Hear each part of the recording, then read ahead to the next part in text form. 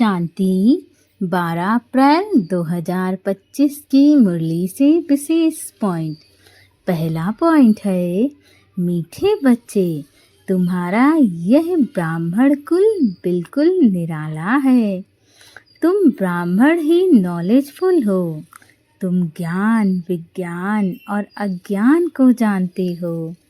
अर्थात बाबा इस संगम युग में आकर के हम बच्चों को संगम युगीन ब्राह्मण बना रहे हैं।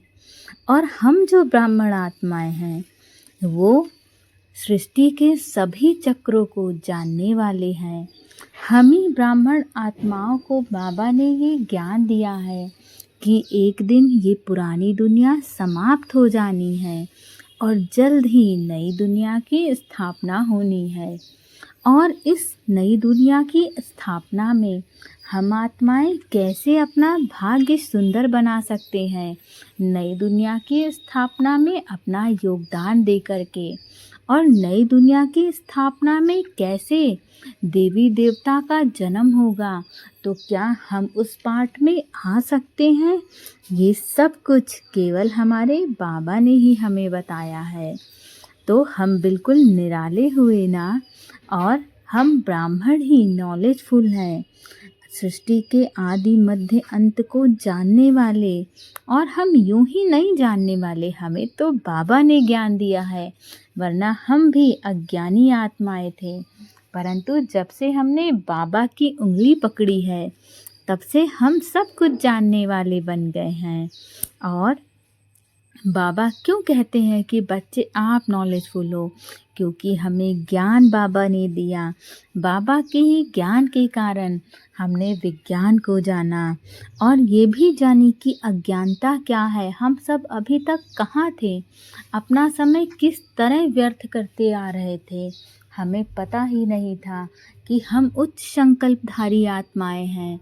हमें ये पता ही नहीं था कि हम जो बोलते हैं, जो कहते हैं, जो सोचते हैं, वही हमारे जीवन में सच होता है। परंतु ये सब बाबा ने हमें बताया, तो हमारे जीवन से अज्ञानता भी दूर हुई। अगला पॉइंट है, जितना टाइम मिले उतना टाइम ये रूहानी धंधा करना है। रूहानी धंधे के संस्कार डालने हैं। पतितों को पावन बनाने की सर्विस करनी है। अर्थात जब भी हमें मौका मिले, हर आत्मा को कोशिश करनी है कि बाबा का ज्ञान अवश्य दें और अपने अनुभवों के माध्यम से हर एक आत्मा को इस बात का अनुभव करवाएं कि कैसे हमने अपना जीवन अर्श से फर्श से अर्श पे पहुंचाया। तो आप भी अपना जीवन इसी तरह पहुंचा सकती हो, सफलता की ऊंचाइयों पे ला सकती हो। परंतु उसके लिए आपको ज्ञान को धारण करना पड़ेगा, अपना जीवन बाबा के ज्ञान में लगाना पड़ेगा और हमेशा रूहानी धंधे के संस्कार डालने हैं कि कैसे हम अपने जीवन में, जैसे बहुत सारी आत्माएं कहती हैं कि हम जॉब करते हैं, हम पढ़ाई करते हैं, तो इतना समय कहाँ मिलता है। परंतु जब हम बाबा को याद करने के लिए अपना मन पूरी तरह से लगा लेते हैं तो हमें समय बहुत सरलता से मिल जाता है।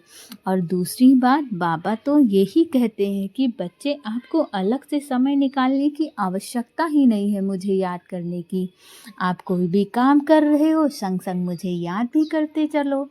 उसके लिए आपको कोई विशेष रूप से समय नहीं निकालना है। और जैसे जैसे हम जो भी कार्य करते हैं, हर क्षण बाबा को जब याद करते हैं तो हम खुद ही पतित से पावन आत्माएं बनते हैं और अन्य आत्माओं को भी भिन्न भिन्न युक्तियां बताते हैं कि वो भी पतित से पावन बन जाए। अगला पॉइंट है, अंतर्मुखी बन बाप को याद करना है। मुख से हे शब्द नहीं निकलना है। जैसे बाप को अहंकार नहीं है, ऐसे निरअहंकारी बनना है। अर्थात हमें संपूर्ण अटेंशन अपने ऊपर रखना है। हम क्या कर्म करते हैं, किस समय क्या करते हैं, क्या हमारे लिए उचित है, क्या अनुचित है, यही अंतर्मुखता है।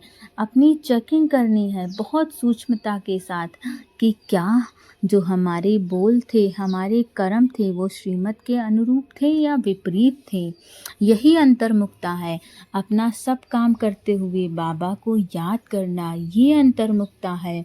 तो हमें अंतर्मुखी बनकर बाबा को याद करना है। मुख से हे शब्द नहीं निकलना चाहिए, मतलब व्यर्थ के शब्द नहीं, बोल नहीं होने चाहिए, क्योंकि हम तो परमात्मा के बच्चे हैं, उच्च संकल्पधारी आत्माएं हैं। तो हम ऐसे लो वाइब्रेशन वाले शब्दों का प्रयोग ही नहीं कर सकते हैं, क्योंकि हम तो देवी देवता बनने वाली आत्माएं हैं। और हमें देवी देवता बना कौन रहा है? हमारे बाबा, निराकार बाबा बना रहे हैं, उनकी शिक्षा हम धारण कर रहे हैं।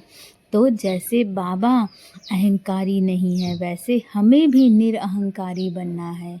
हमारे अंदर जरा भी भान नहीं होना चाहिए कि मैं हूँ, मैं नहीं हूँ। वैसे भी बाबा कहते हैं जहाँ मैं हूँ वहाँ हम नहीं हैं। ठीक है, तो हमें अहंकार अपने अंदर लाना ही नहीं है। सब कुछ बाबा को समर्पित करके केवल साक्षी भाव से हर कर्म करना है। साक्षी भाव माना कराने वाला सब कुछ बाबा है, हम तो केवल माध्यम हैं। अगला पॉइंट है, मनसा संकल्प व वृत्ति द्वारा श्रेष्ठ वाइब्रेशन की खुशबू फैलाने वाले शिव शक्ति कंबाइंड भव। अर्थात जैसे आजकल स्थूल खुशबू के साधनों से गुलाब, चंदन वो भिन्न भिन्न प्रकार की खुशबू फैलाते हैं, ऐसे आप शिव शक्ति कंबाइंड बन मनसा संकल्प व वृत्ति द्वारा सुख, शांति, प्रेम, आनंद की खुशबू फैलाओ। आपके हर बात में प्रेम होना चाहिए, आपका आचरण आनंद से भरा हुआ होना चाहिए। जब आपके बातों से, आपके आचरण से, आपके व्यवहार से सुख, शांति, प्रेम, आनंद का अनुभव होता है, तो ये वाइब्रेशन स्वतः आपके घर में फैलते हैं, आपके घर से वायुमंडल में फैलते हैं। आपका आभा मंडल स्ट्रॉन्ग और सुंदर, बहुत अच्छा बनता है, पॉजिटिव बनता है। इसीलिए बाबा कहते हैं रोज अमृत वेले भिन्न भिन्न श्रेष्ठ वाइब्रेशन के फाउंटेन के माफिक आत्माओं के ऊपर गुलावशी डालो। सिर्फ संकल्प का ऑटोमेटिक स्विच ऑन करो तो विश्व में जो अशुद्ध वृत्तियों की बदबू है वह समाप्त हो जाएगी। अर्थात हमारा संकल्पों का जो स्विच है वो बहुत स्ट्रॉन्ग होना चाहिए और हर समय चलता रहना चाहिए और विशेष संकल्प चलते रहने चाहिए, क्योंकि हम देवी देवता हैं। तो आपके संकल्प होने चाहिए कि मैं एक शक्तिशाली आत्मा हूँ, मैं कल्याणकारी आत्मा हूँ। आपके ऐसे संकल्प होने चाहिए। जब आप ऐसे संकल्प करते हो तो जो विश्व में अशुद्ध वृत्तियों की बदबू है वो भी समाप्त हो जाती है और सब जगह खुशबू फैलती है। मतलब जो वातावरण है वो बहुत सुंदर और शक्तिशाली, मीठा बनता है। हर आत्मा को आपके आने से ही प्रेम, आनंद की अनुभूति होगी, सुख, शांति की अनुभूति होगी। आपको ऐसा एहसास होगा। अगला पॉइंट है सुखदाता द्वारा सुख का भंडारा प्राप्त होना, यही उनके प्यार की निशानी है। अर्थात यदि हमारा बाबा से सच्चा प्रेम है तो बाबा सुखों का सागर है और हम परमात्मा के बच्चे हैं, मीठे बाबा के बच्चे हैं, तो हमारे पास भी सुखों का भंडारा होना चाहिए। लेकिन ऐसा तब होगा जब हमारा बाबा से सच्चा प्रेम होगा।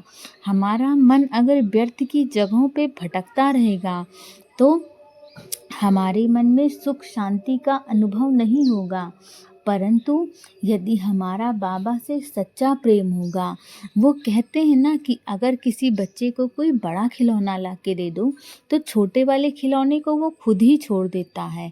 इसी प्रकार यदि हमारा बाबा से सच्चा प्रेम है तो हम ऑटोमेटिक जो हमारे अंदर की व्यर्थ की चीज़ें हैं वो समाप्त हो जाती हैं और हम भी सुखों के भंडारों से भरपूर बनते जाते हैं। और यही बाबा के सच्चे प्यार की निशानी है। ओम शांति।